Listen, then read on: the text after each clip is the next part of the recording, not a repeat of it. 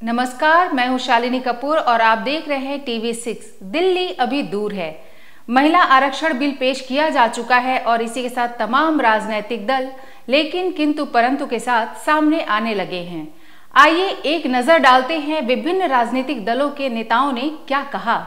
देखिए, ये 30 साल का संघर्ष रहा है। हमारे संविधान ने वादा किया था इक्वालिटी का, पर इक्वालिटी महिलाओं के लिए नहीं दिखाई दी। आज बाबा साहेब अम्बेडकर जी ने वो कर दिखाया था हमारे संविधान में, जो बहुत सारे डेवलप नेशंस में, अमेरिका ने लड़ाई लड़ी है, महिलाओं ने लड़ाई लड़ी है, यूरोप ने की महिलाओं ने लड़ाई लड़ी है।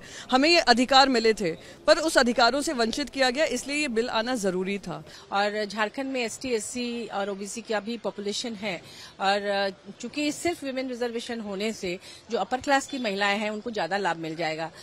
जैसे ब्यूरोक्रेट्स की वाइफ्स या बेटियां, या फिर बड़े इंडस्ट्रियलिस्ट या पॉलिटिशियन, जो भी पावरफुल लोग हैं, पैसे वाले हैं, उनके घर की महिलाएं आगे आ जाएंगी, और जो दलित, दबे कुचले, प्रताड़ित लोग हैं, वो लोग वैसे की वैसे रह जाएंगी।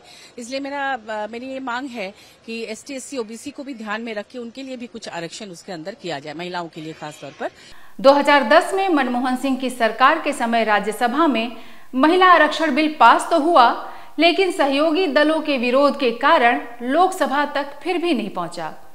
अब अगर इन सभी विरोधों को दरकिनार कर भी दिया जाए तो क्या इस बिल को पारित करना आसान होगा?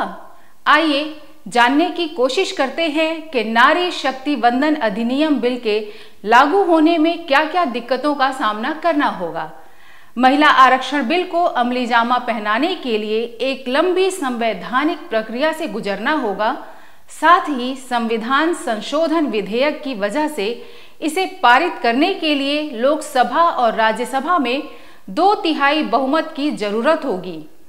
सुप्रीम कोर्ट के वकील विराग गुप्ता बताते हैं कि इस बिल को लागू करने के लिए विधानसभा सीटों में भी बदलाव करना होगा और आधे से ज्यादा राज्यों की सहमति भी जरूरी होगी।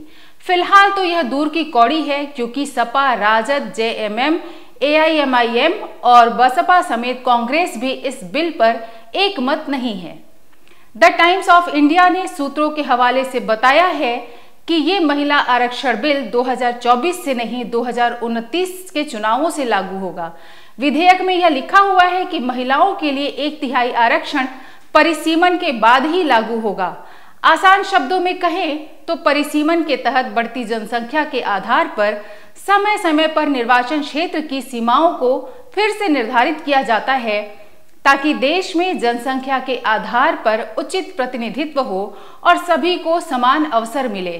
साल 2021 में होने वाली जनगणना कोविड के कारण नहीं हो सकी और आगे कब तक होगी इसकी भी कोई सही जानकारी नहीं है।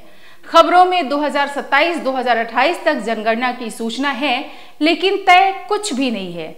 ऐसा माना जा रहा है कि महिला आरक्षण बिल भले ही संसद में पास हो जाए, लेकिन 2029 से पहले लागू होने की उम्मीद कम ही है। जयराम रमेश ने सोशल मीडिया पर लिखा कि कांग्रेस पार्टी पिछले 9 साल से मांग कर रही है कि महिला आरक्षण विधेयक, जो पहले ही राज्यसभा से पारित हो चुका है, उसे लोकसभा से भी पारित कराया जाना चाहिए।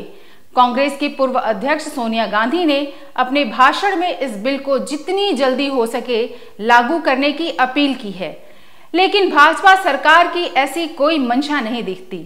ऐसे में अगर विपक्षी पार्टियां महिला आरक्षण बिल को भाजपा सरकार का चुनावी जुमला बताती हैं, तो इस आरोप से इनकार की गुंजाइश नजर नहीं आती। पिछले 27 सालों से महिला आरक्षण बिल का इंतजार करती आधी आबादी को और कब तक सिर्फ इंतजार ही करना होगा, यह तो आने वाला समय बताएगा।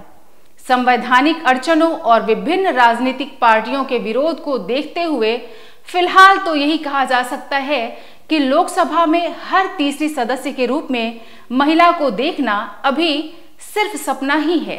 1996 से ही अधर में लटके इस बिल के लिए दिल्ली अभी दूर है। आज के लिए फिलहाल इतना ही।